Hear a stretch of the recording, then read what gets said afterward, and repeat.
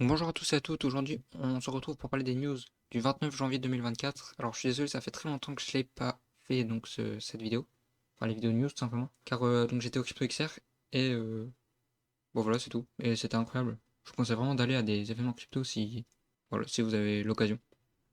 Donc on commence tout de suite avec donc Celestia qui annonce un nouveau partenariat, donc cette fois-ci avec Starknet.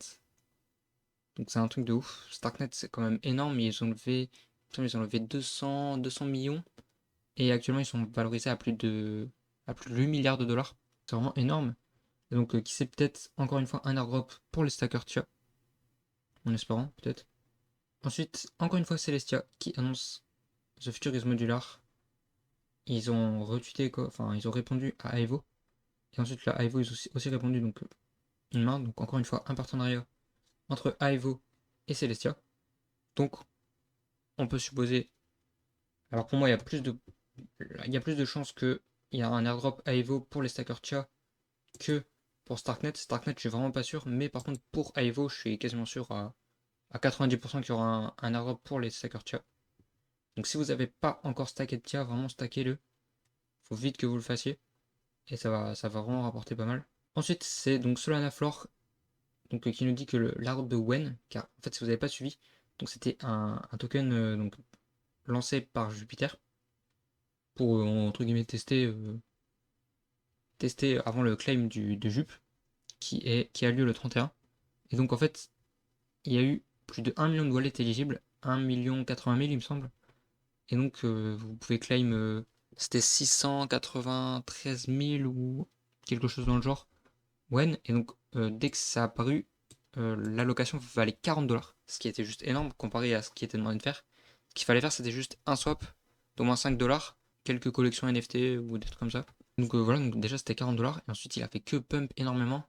Je crois que c'est même monté jusqu'à au moins 100 dollars, peut-être même 120.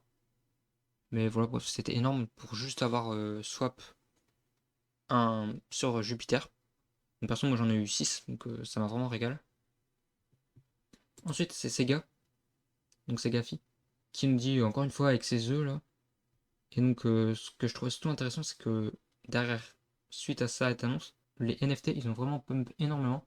Donc, moi j'en ai deux, et j'en avais acheté deux que j'avais mis en vente juste pour farm les points sur Tensor. Mais du coup, ils se sont fait prendre, j'ai un peu le seum. Mais c'est pas grave, car je pense que si c'est, encore une fois, si c'est encore une annonce d'un nouveau Volt ou quoi, je pense que le prix va, comme il avait fait pour avant, il va rebaisser petit à petit. Et donc là, je rechargerai, je reprendrai quelques NFT. Ensuite, c'est donc Ren Calypso qui nous dit que Linea a commencé à larguer ses LXP. Donc on peut déjà voir sur notre wallet combien on en a. Et donc vous le voyez directement sur Rabi. Si vous avez Rabi, vous le voyez directement dans vos tokens. Ou alors sinon sur Metamask, il faut ajouter donc cette adresse. Et donc voilà.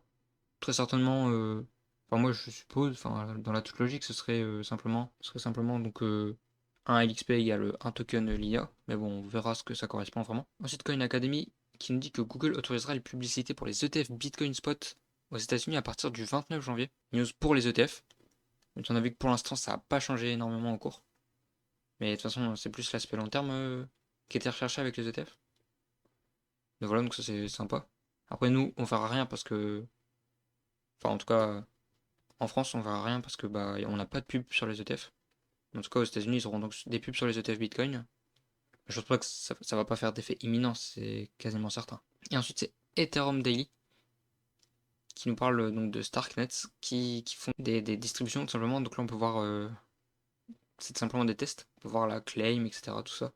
Et donc, on peut voir par exemple le palier 1, 43 200. Ce qui est énorme parce qu'il y a seulement une supply de 10 milliards. Donc 43 millions. 43 000, ça fait. Honnêtement, je pense qu'on aura un token qui pourrait valoir. Après, on n'a pas du tout l'idée de combien sortent directement. Mais pour moi, un token à même 2 ou 3 dollars, ça me semble pas énorme. Parce que, bah, donc, comme j'avais dit il y a quelques secondes, un, Starknet est valorisé à 8 milliards de dollars. Donc comme 10 milliards, c'est en fully diluted, donc quand tous les tokens seront émis. Donc pour moi, ouais, un token même à peut-être 5 dollars, ça me semble pas énorme, hein. Après, à voir s'il y a 80% de la supply qui est émise directement, mais ça m'étonnerait. Donc ça, c'est vraiment pas mal. Donc même 800, ça fait tout de même Je pense au minimum, allez, 1200 on va dire. Au minimum 1200 $ de gain. Voilà, donc ça c'est pas mal. À voir donc si on est éligible parce qu'on sait toujours pas. Ensuite c'est des mails qui nous parlent donc de la tokenomics qui nous parle plus. Donc 6% en tout pour les airdrops pour la saison 1 et 2, dont 3,75 pour la saison 1 et 2,25 pour la saison 2. Et donc voilà, ils parlent de tout ça. Notamment ceux qui ont payé des NFT, des domaines, pardon, ou ensuite ceux qui avaient des 3D cristal, ou alors tout simplement si vous avez utilisé Gmail, et aussi si vous êtes un donneur sur Gitcoin. Ça c'est pas mal. Ensuite, il vérifie donc voilà, les potentiels cyberattaques, donc le potentiel farming avec des bots. Et voilà, donc ça c'est sympa, un airdrop de plus. Bon, je sais pas vraiment ce que ça va donner, mais voilà, ça peut toujours être ça de prix. Ensuite, c'est Altlayer. Altlayer, donc il y a eu leur airdrop le 25 janvier pour les utilisateurs Ethereum, donc ceux qui avaient utilisé Eigenlayer notamment. Et donc voilà, donc avec 3% de la supply, et on sait toujours pas quand est-ce qu'ils vont donner pour les Celestia Stackers. Donc on attend ça avec impatience. Et donc on peut voir là par exemple notamment qu'il y a 9,92% qui est censé aller pour les Celestia Stackers et des autres. Bon, c'est pas vraiment ce que ça veut dire, mais bon voilà.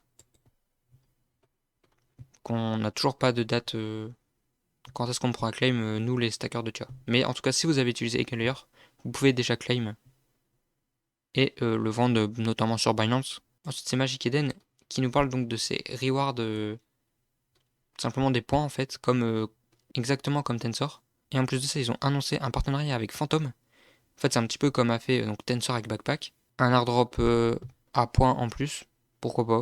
Je ne suis pas encore penché dessus sur comment le farm, etc. Mais je vous en ferai une vidéo très bientôt. Et pour finir, donc c'est Rabi Wallet qui met en place un système de points. Un de plus. Donc ça c'est assez pénible, on se fait vraiment farmer de partout. Mais bon, je sais qu'il y en a, ils sont contents d'avoir des points, mais moi ça me saoule un peu. Mais bon, on va quand même le farm, hein.